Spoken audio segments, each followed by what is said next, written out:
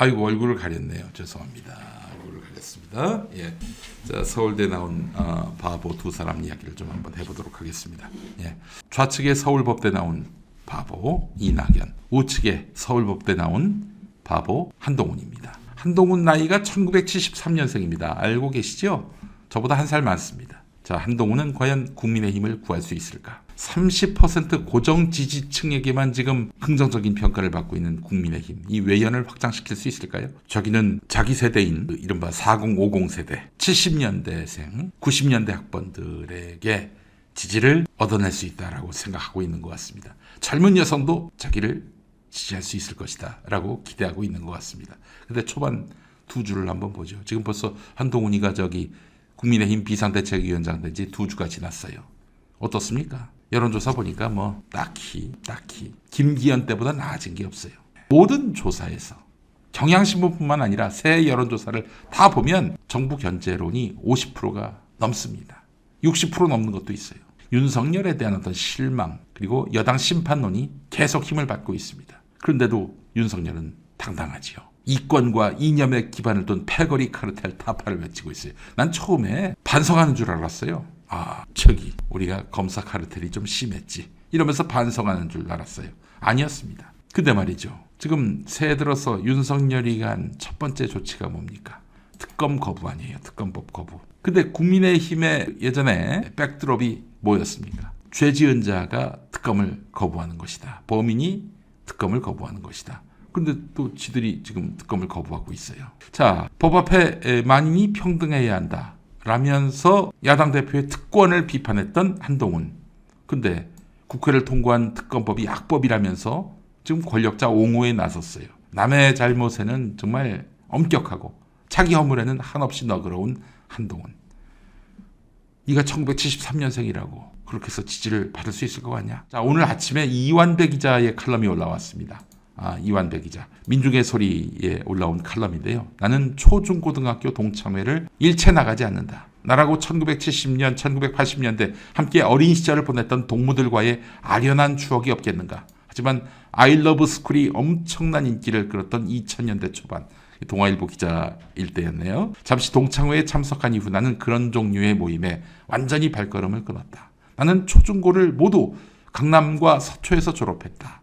이른바 파라군 출신이다. 게다가 또 서울대 국제경제학과인가요? 예, 거기도 나오셨죠. 이완배 기자. 나는 이른바 파라군 출신이다. 그래서 그쪽 분위기를 어느 정도 안다. 바우만의 책 왜 우리는 불평등을 감수하는가에 나온 한 대목이다. 아이의 장래는 아이의 두뇌, 재능, 노력, 헌신이 아니라 아이의 장래는 태어난 곳과 태어난 사회 내에서 부모의 지위에 의해서 결정된다는 것이다. 이 연구에 따르면 대기업 변호사의 자식과 하급 공무원의 자식이 같은 교실에서 학교 생활을 똑같이 잘하고 똑같이 열심히 공부하면서 IQ까지 같다고 해도 40살이 되었을 때, 그 아이들이 40살이 되었을 때 미국 내에 상위 10% 부자에 포함될 만한 액수의 봉급을 받을 가능성에서 전자가 후자보다 27배나 높았다. 그러니까 이 똑같은 조건의 두 아이가 이제 나중에 40살이 됐단 말이에요. 그때 미국 상위 10% 부자가 받을 그런 봉급을 받는 경우는 대기업 변호사 자식이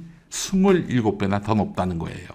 하급 공무원 자식보다. 하급 공무원의 아이들은 기껏해야 중간 수준의 소득을 획득할 수 있는 것으로 나타났는데 그마저도 확률이 8분의 1에 불과하다. 이완배 기자 칼럼이 또 이렇습니다. 만약 한동훈이 정치적으로 성공한다면 한국 사회는 진짜로 돌아오지 못할 강을 건널지도 모른다. 학벌을 숭배하고 출신을 경외하며 출신을 존경하며 좋은 집안에서 태어나 사회에 아무런 불만 없는 사람들끼리 붕짜자 하는 것이 너무나 자연스러운 사회로 접어들지도 모른다. 한동훈의 등장은 나에게 있어서, 그러니까 이완배 기자에게 있어서 상징성이 큰 충격적 사건이다. 나는 이런 사회를 무슨 일이 있더라도 막아야 한다고 믿는다.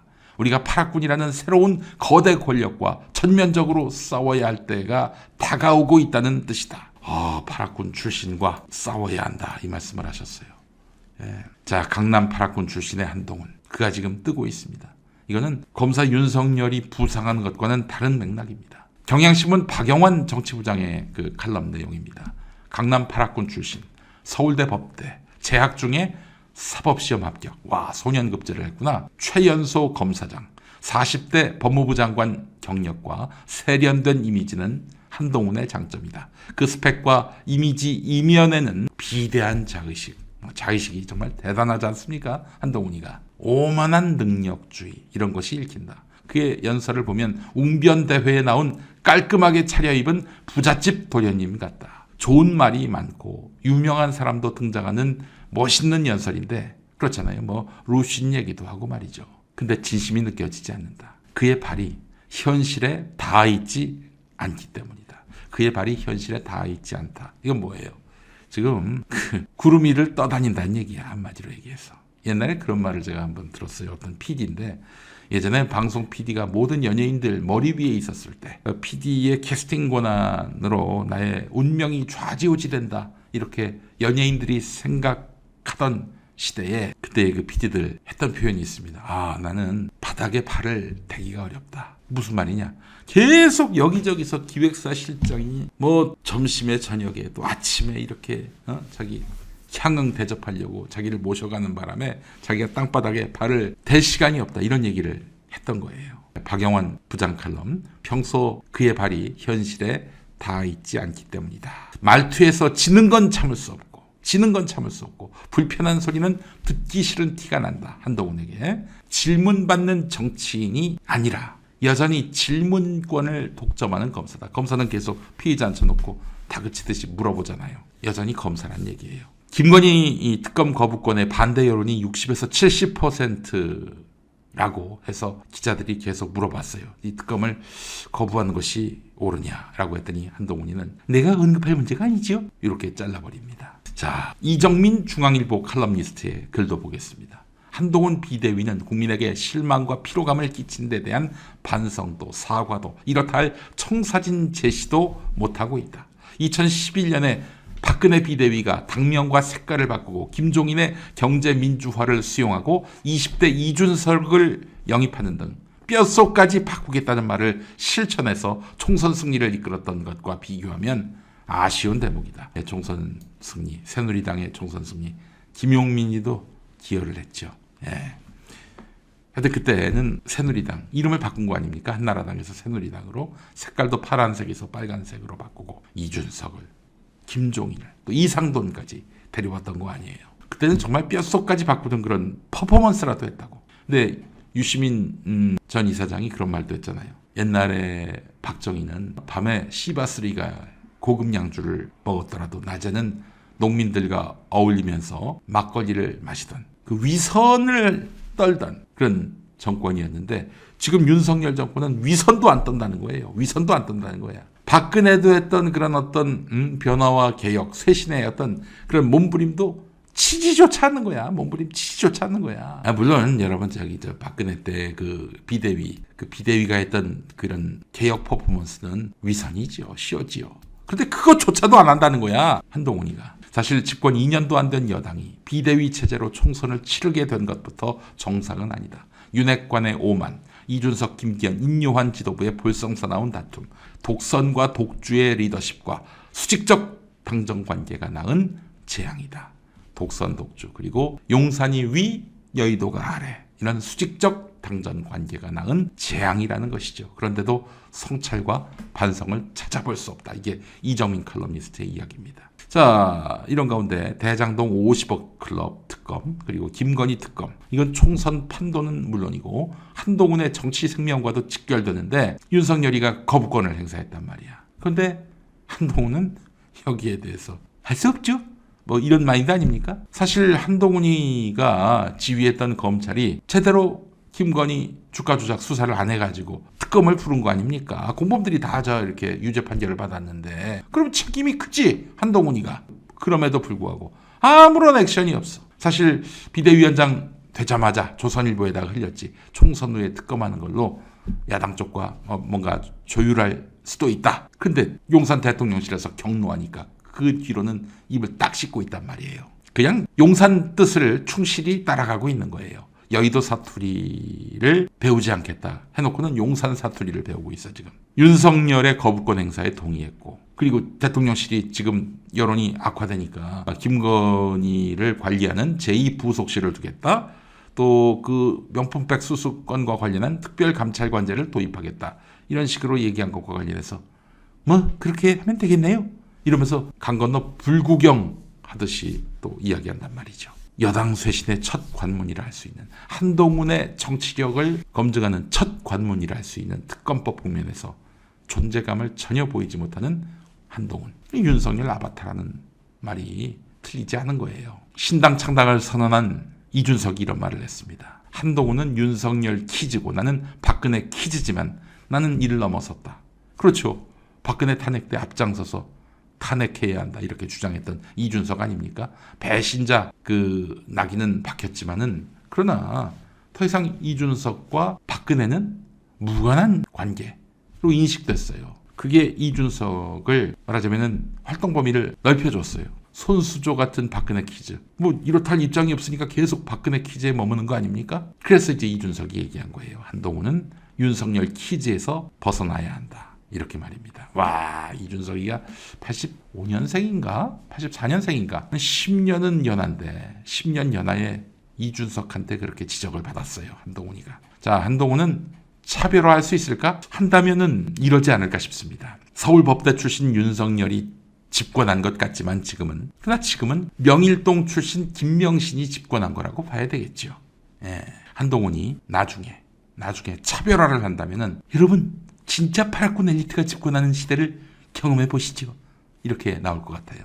그렇게 나올 것 같아요. 여러분 근본도 없는 명일동 김명신한테 얼마나 고생하셨습니까? 이 파라군 한동훈이가 지배하는 세상 한번 경험해 보시죠. 다를 겁니다. 뭐 이렇게 나오지 않겠는가 하는 생각이 듭니다. 조중동 재벌 이런 우리 사회 진정한 기득권자들이 한동훈에게 접근해서 야야 너 윤석열하고 차별화를 해. 선 그어. 그러면 우리가 밀어줄게. 언제까지 저 윤석열 김건희 밑에서 발발거릴 거니? 선 그어. 그럴 수도 있단 말이죠. 근데 그 시점이 총선 이후라면 그러니까 윤석열 김건희와 선을 긋고 차별화를 하려고 하는 시점이 총선 이후라면 그때는 늦으리. 내일은 늦으리. 그렇습니다. 명일동 출신이에요. 저 김명신이가. 모르시는구나. 한동훈 이야기가 좀 길었습니다. 이낙연. 모르는 분이 많은데요. 이낙연도 서울법대 출신입니다. 예, 서울법대 출신이에요. 이낙연이. 엄청난 엘리트주의자죠. 세상을 정말 발 아래 보고 있는 사람입니다. 정말. 어제 김대중 전 대통령 탄신 100년을 맞아서 기념행사가 있었습니다. 문재인 전 대통령이 나와서 야권 통합을 당부하는 메시지를 내놓았습니다. 아, 참 제가 뭐 문재인 전 대통령에 대해서 대단히 비판적이지만은 어제 그 말씀은 정말 잘하신 거예요. 예. 당 고문이기도 한 박지원 전 국정원장 아시죠? DJ의 뭐 마지막 비서실장으로 꼽히는 박지원 전 원장은 문재인 전 대통령이 언급한 김대중 전 대통령의 유언, 단결해서 총선 승리, 정권 교체. 이것은 오늘의 민주당과 이낙연 전 대표에게 보내는 말씀이었다. 라면서 탈당, 신당 창당을 예고한 이낙연을 애들러 비판했습니다. 그러면서 이재명 대표도 단결에 더 강하게 노력해야 하고 문재인 전 대통령에 의해서 전남지사에서 국무총리로 발탁되고 당대표까지 지낸 이낙연 전 대표도 당에 돌아와서 함께 해야 한다 이렇게 주장했습니다. 뭐 한마디로 이낙연 디스에 좀 더 방점을 찍은 거네요. 여러분 박지원, 정세균 이런 분들이 이낙연 안 좋아합니다. 뭐 그냥 다 같은 전라남도 출신이고 DJ하고 같이 정치하는 사람이라서 뭐 서로 봐주고 그럴 것 같지만은 사이 안 좋아요. 예. 그런 점을 여러분들이 알고 보시면 재밌습니다. 정치가. 이낙연은 지금 혼자입니다. 뭐 따라 나간 사람이 이석현 전 국회 부의장인데 아이고 그분이 뭐 정치 끈 떨어진 지가 언제입니까? 뭐 지금 이낙연이 앞으로 취할 정치 행보라고 하는 것이 뭐 이준석 신당, 금태섭 신당과 연대한다?